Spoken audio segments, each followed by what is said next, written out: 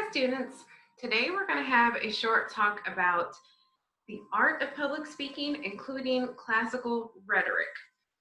You are learning how to speak publicly. And when I say learning how to speak publicly, I mean according to what is textbook learning.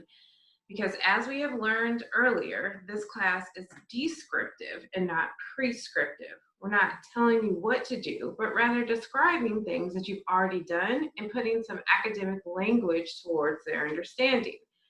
If you're like me and you have siblings, you have a bunch of cousins, you've been in a classroom before, as a student even, you have given lots of speeches throughout your life.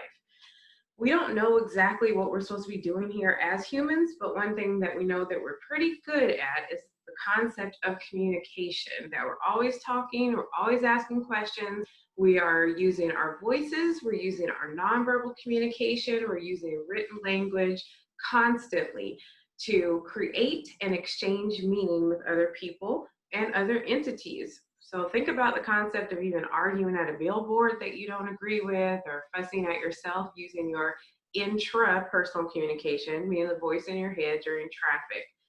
So when we're communicating in a public forum, it's important for us to know really how we've been studying this in academia before and how we can, as new to the academic realm public speakers, use those tools that we've been using our whole lives to make ourselves confident, poised, and connected with our audience every time that we approach the lectern. So the lectern is our podium, or it's our platform that we have. And sometimes you are allowed to, or you permit yourself to speak about anything that you want to. You just have it in your brain and there's something that you want to communicate and get across to a group of people.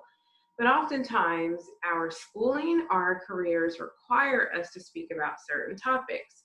So we really need to get interested in what our duties are as public speakers to increase the public discourse and also to add to the public realm of knowledge with our own experiences, with our unique personality and our insights, and also to elicit critical thinking in our audiences. So we think about other classes where we've been engaged in public speaking, even in our K through 12 education. You've likely sat in an English class where you've learned the terms ethos, pathos, and logos, and even perhaps mythos. Ethos being the credibility that the speaker espouses, pathos discussing the emotional component of language to make arguments, logos, which talks about our data and our substance, and then mythos, sort of the context or the folklore that exists in a society that can help to support our message. At the very least, we have learned some terms that match what we put forth when we make any argument. For instance, if you want to persuade someone of a certain topic, then maybe you'll do so in a way that is logical, follows the rules of reasoning and the drawing of conclusions, but also tears at a person's heartstrings a little bit. Make sure that you use language that is triggering or has them feel a certain thing. And also that you rely on your own credibility, that you say, I have researched this topic, or you tell your friend, you know me, if it is out of my mouth, then it has to be the truth because I always do my own research and I wouldn't lead you astray on purpose. When we're thinking in this line of how can I get my point across, we can call on those textbook learnings, as we just mentioned, the concept of ethos, pathos, logos, and even mythos, but also think about the things that are simply the most effective and also things that we like to avoid. To give an example, think about the fact-opinion interference. So when someone presents something as if it is 100% fact, sometimes it's actually an opinion that's kind of hiding out as fact. We have an idiomatic expression that talks about the stability of numbers. Men lie, women lie, our non-binary friends and family can lie, but numbers don't. But can numbers lie to us? Can people use data and finesse it in ways that will allow them to prove their point without really proving the factual evidence that they've used in the argument of proving that point? Absolutely. So we need to be careful to understand the difference between what is objective and that which is subjective. When something is objective, we say that it is in the effective stance of complete factual neutrality in a society. So think of the concept of day and night. If it's daytime, maybe it's light outside, it is before this one particular hour in this culture. If it's nighttime, it should be a binary. It should be past this one particular hour, or maybe it's dark outside. We shouldn't be able to have a gray area really hedged between those two things. But if you think about how you feel about day and night, those opinions would be considered something that is subjective. So think about when the time change hits and it actually gets dark before you would consider it to be night, or that it's still light outside and it's all the way at 8:30 p.m. So not all of these things are going to hold true as objective every single time, and some of our thoughts that we have about these things will be subjective. Either way, we definitely want to make sure that we are conducting ourselves with ethics and meaning when we are posturing objective data or what we consider to be subjective. So as a public speaker, one of the first things that we can do to help our argument and our presence is to be prepared. It's one of those things that if we were to ask people why it is that they're seemingly fearful of public speaking, we'll find out that some of the anxiety is about what could go wrong. I'm going to forget what I have to say, or the people aren't going to believe me, or what if I mess up?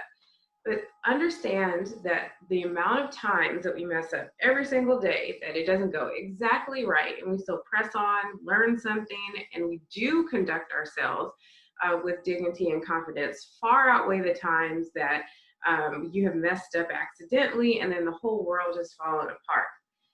So rule one, be prepared. Rule two is be easy on yourself if your preparedness didn't get you out of whatever perceived mistake that you have made. When we think about rhetoric as an academic discipline, something to study, because we are humans, it's one of those things that has a natural level of infirmity because we can always mess it up.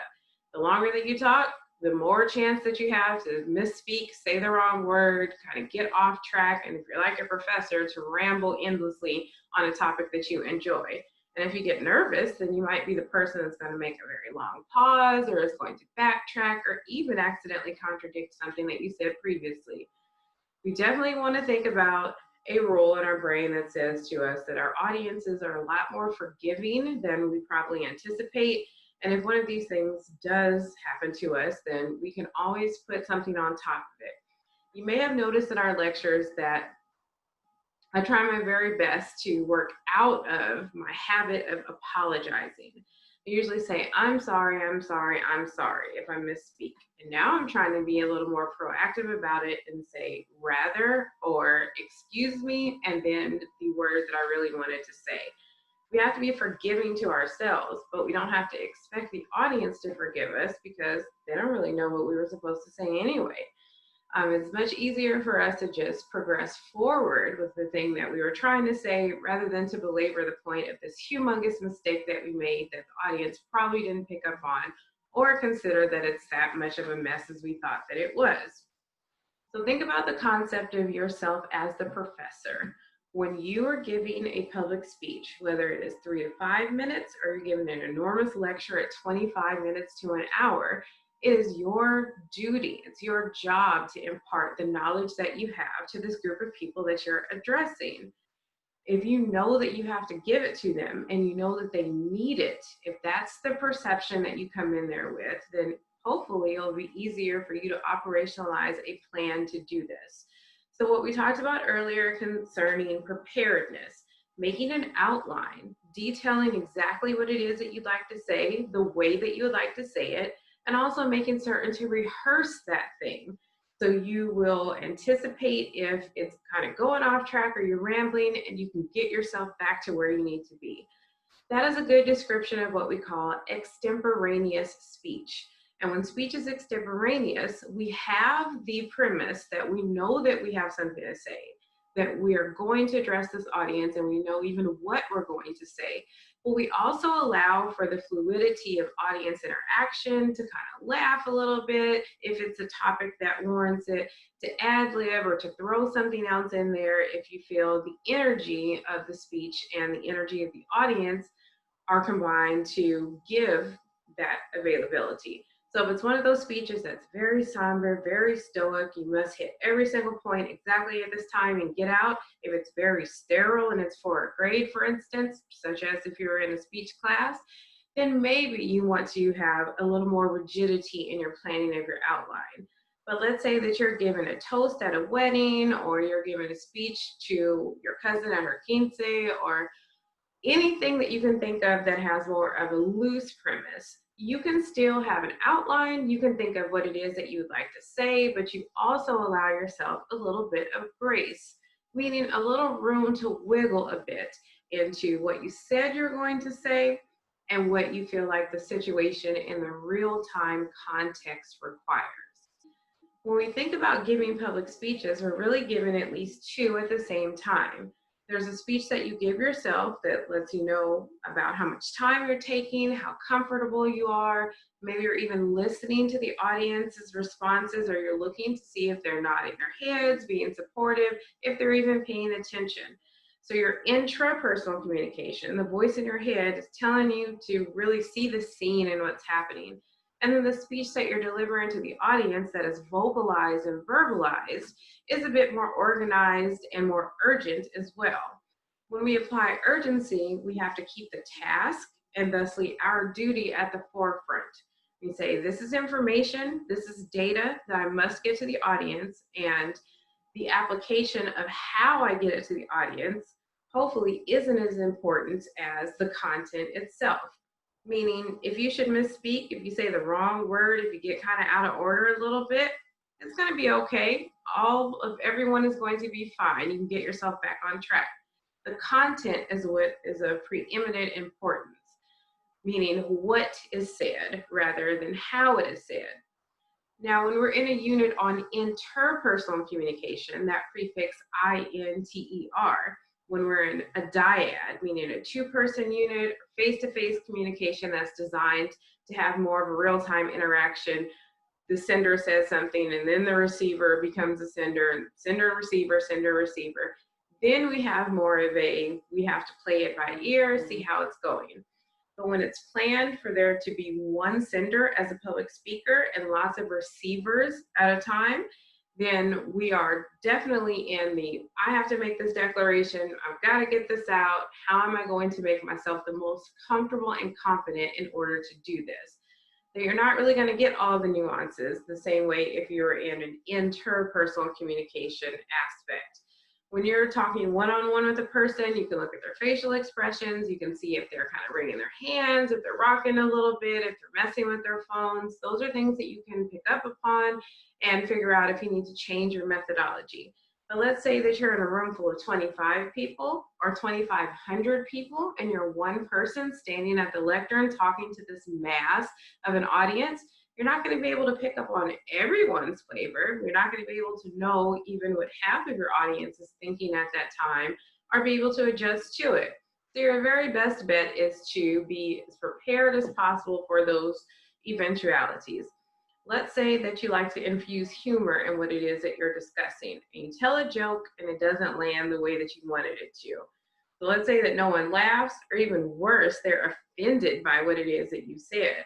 How do you go back, or what do you do? Now, apology is a thing. You can say, well, it doesn't seem like you guys are here for jokes, or sorry, maybe that was crass, let's move on. But the let's move on part is what is most important, that you have to keep going. You can't let one thing that went wrong dictate how the whole speech is going to go. So we're looking at the concept of rhetoric. We have to understand that as humans, we've been communicating since time immemorial, and we will keep communicating with different techniques, different methodologies, different vocabulary terms to go with them. But what is an always principle, what's true all the time about communication, is the point is shared understanding, or what we also call mutual intelligibility. That I understand you and you understand myself, and that we are in continued community and communication.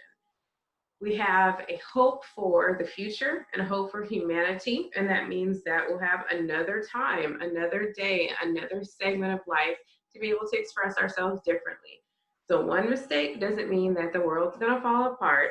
And we should also take that in the converse, that if you give the best speech that's ever existed ever in life, it doesn't mean that you can sit back on that and not practice or not think of new ways to express yourself.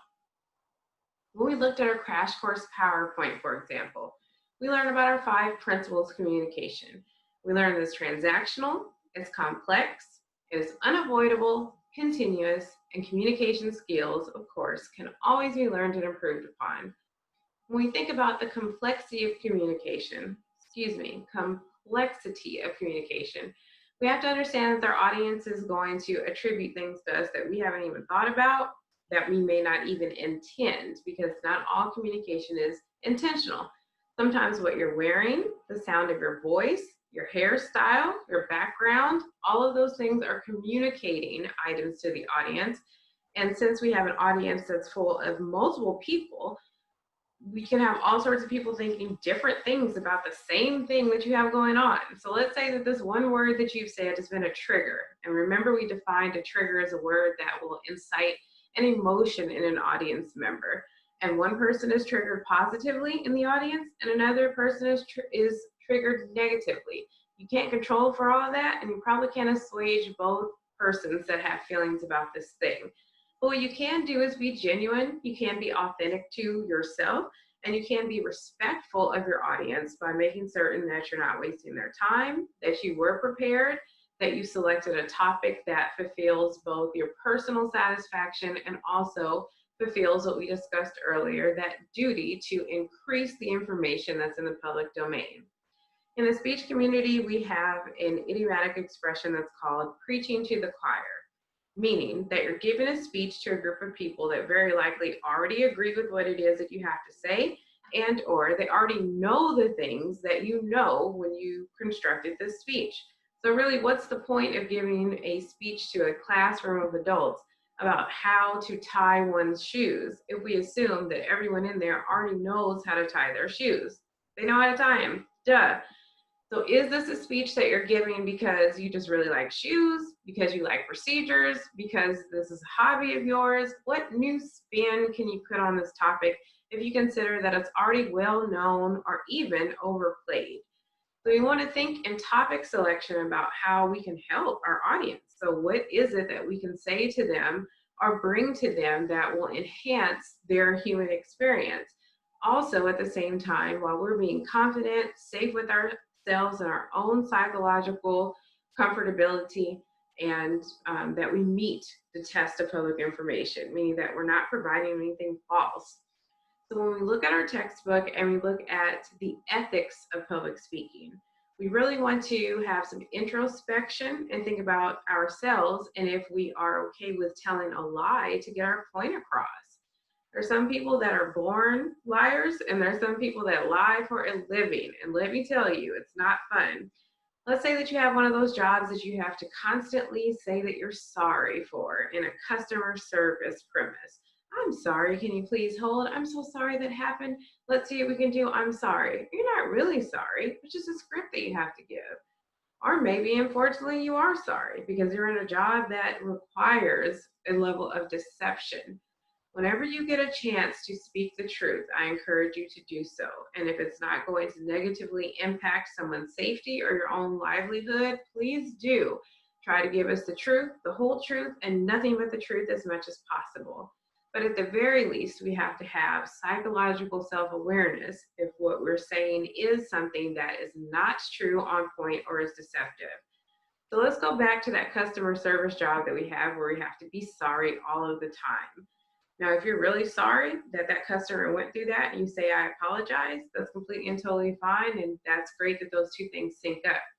But if you're not sorry about that thing, then you can't go and cry about it later and say, and I have a job where I have to be so emotional and so sorry every day.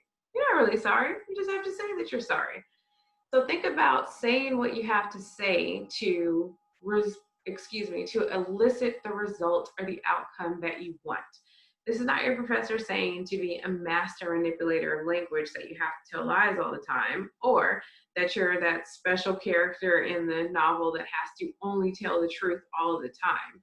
but rather that you don't start believing the lies that you tell if you're in a career that requires you to be somewhat vague, abstract, or deceptive. And then if you're telling the truth, that you don't have to do so in a way that is hurtful.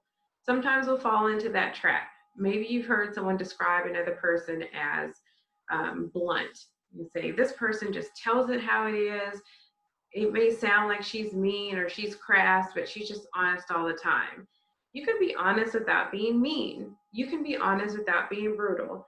And you can also be honest without compromising yourself or your own goals. So, really, negotiation is what we're discussing. When we say that we want to be master manipulators, we want to manipulate language in a way that achieves our own personal outcome while increasing the public discourse and contributing something ethical and positive to it in respect of the audience at all times, meaning that you do not want to discourage the audience from living their best lives or doing something that's good for them. You do not want to have to choose between, do I say a bad thing about this person? Do I have to tell a lie? Do I have to pretend to tell the audience they're doing the right thing if they're not? So really keeping ourselves out of those situations is one of our goals as well. Now, as you transition to the type of speeches that you may have to give in your career, think about where you're going, think about what's required in your industry, and think about your own personal relationship with the truth and with speaking. When we get a little bit later into the semester and we start talking about things that you can do to reduce your anxiety while speaking and also to make yourself feel a little bit better about your delivery, we will also discuss how your whole body and your brain goes into sort of this professor mode when it's time for you to give a speech. And if we get nervous about this thing, or we let our intrapersonal communication, remember your inner narrator or your voice in your head, take over and start thinking thoughts about our own self-care during the time that we're supposed to speak to the audience, then we can get a lot of turbulence or psychological noise. And so there'll be sort of an argument. We're trying to take care of ourselves, we're trying to feel better, but at the same time, we also owe our audience this fantastic speech that they've been waiting for this whole week, because you're an excellent public speaker and they are so excited to hear what you have to say. So to prevent the war within, we've already discussed that we're going to try to be as prepared as possible. We're going to try to select a topic that is fulfilling to our own personality and also increases the information that is ethically and objectively put into the public domain, that we want to make sure that we are telling the truth, we're being authentic, and that it is okay for us not to be perfect every single time. Excellence is something that we can achieve. We can definitely be excellent. If we strive to be perfect, then that's really a negotiation between all of the opinions of every single person in the audience, your own personal criticism of yourself, and the context of the world at large. That's a whole lot of pressure for a 3 to 5 minute speech. But if we're going for excellence instead of perfection, that is something that we can definitely achieve through practice, preparedness, and the presentation that we are going to put forth. Looking at classical rhetoric, where we're using big fancy words and syllogisms, logical proofs, we are using deductive reasoning, inductive reasoning, causal reasoning, and reasoning by analogy. You may even have on your suit and tie and use your politician thumb when you are in forensic speech and debate and you're up there killing it. But the public speeches that are most dear to us and most important to us are largely given by people that we want to hear an authentic presentation from, and that don't have those big fancy words. We just want the truth, and we want to be in community, meaning that we want to express ourselves, and we also want to listen to people that express themselves in ways that will assist our community and assist our society. So to make sure that we know what we need to know about rhetoric, please do look in your textbook chapters concerning public speaking. And also, again, search yourself about what you're willing to say, what you're willing to do, how you are willing to make yourself confident and poised while speaking, and also that we're following an outline or some sort of transactional document that allows us to respect our audience as we are respecting ourselves as learned and experienced public speakers. Because if you're watching this video right now and you're of age to be in one of our illustrious college classes, then you likely have a rich history of public speaking already. Even if you've yelled to your siblings to stop making noise and the mom said they were going to go get pizza, that's a public speech. If you have persuaded your parents successfully to let you stay out past curfew, or if you've argued for your own promotion or raise at work, or talked your way out of a speeding ticket that you absolutely deserved, then you're a master manipulator of language. And all we're doing is matching those textbook things to the prowess and efficacy that you already have. I cannot wait to hear what each one of you has to say in your public speeches. And I want you to think about yourself as a person who is already experienced in it. Now it's just time to, let the traffic sing. Go ahead and express yourself in a way that makes you feel comfortable. Take care. Talk to you later. Bye.